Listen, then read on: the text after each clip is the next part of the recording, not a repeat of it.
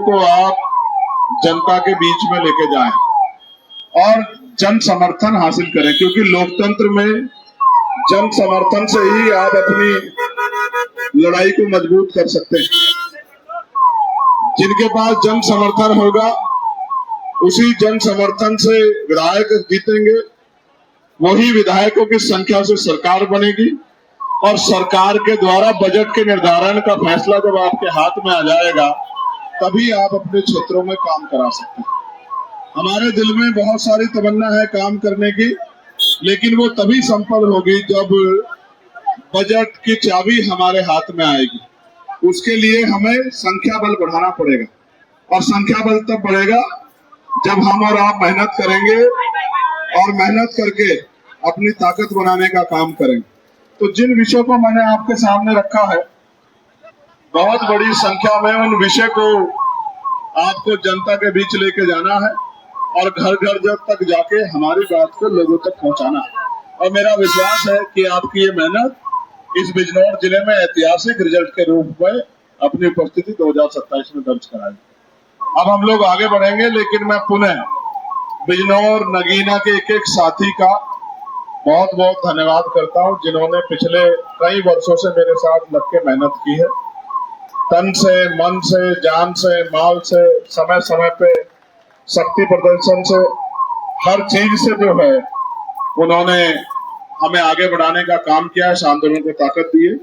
मैं उनका आभारी हूँ। हमारे भीम आर्मी के सभी नेतागण, राष्ट्रीय अध्यक्ष जी, राष्ट्रीय महासचिव साहब, आजाद समाज पार्टी के कोर कमेटी के मेंबर, प्रदेश के अध्यक्ष राष्ट्रीय महासचिव साहब और समस्त पदाधिकारी, जिले मंडल के सभी पदाधिकारियों का मैं धन्यवाद करता हूं। और मुझे उम्मीद है कि आप चैन से नहीं बैठेंगे।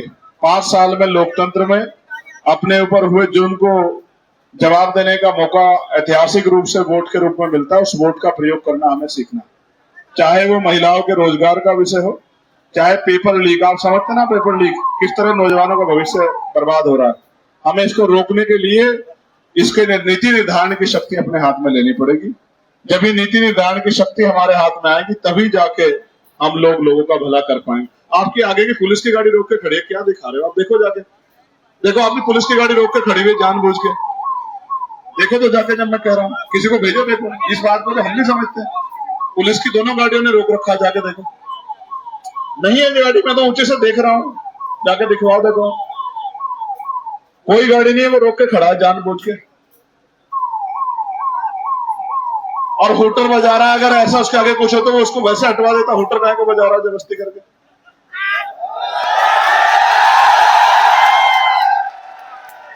ये अच्छे अधिकारी हैं, शांत हो जाओ, शांत हो जाओ बेटे। ये अच्छे अधिकारी हैं, इन लोगों ने बेचारों ने अपनी जो इनका प्रयास हो सकता किया। बाकी ये वो काम कर रहे हैं जो प्रशासनिक रूप से सरकार ने इनको कहा। ये आपके दुश्मन नहीं, ये वो काम कर रहे हैं जो सरकार ने इनको ड्यूटी दी है, उसी काम को आगे बढ़ा रहे हैं। और हम वो काम कर रहे हैं जो जनता ने हमें ड्यूटी दी है। हम जनप्रतिनिधि हैं, हम जनप्रतिनिधि हैं। ये जनता के ये भी प्रतिनिधि है, कर्मचारी का कार्य कर रहे हैं, अधिकारी का। हम जनप्रतिनिधि के रूप में जनता की आवाज उठाने का, हम दोनों मिलकर ही सेवा कर सकते हैं।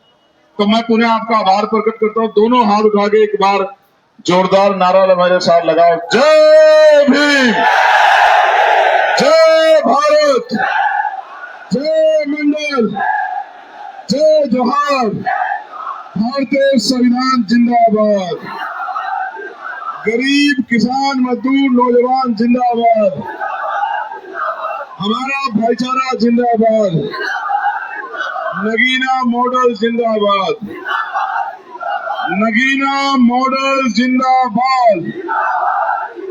नगीना मॉडल ही उत्तर प्रदेश में तानाशाही सरकार को रोक सकता है, ये आप पर मैं जानता हूं। बहुत बहुत धन्यवाद। अब हम लोग आगे प्रस्थान करेंगे, आप ट्रैफिक चलवाने मदद करवाना, ठीक है? धन्यवाद।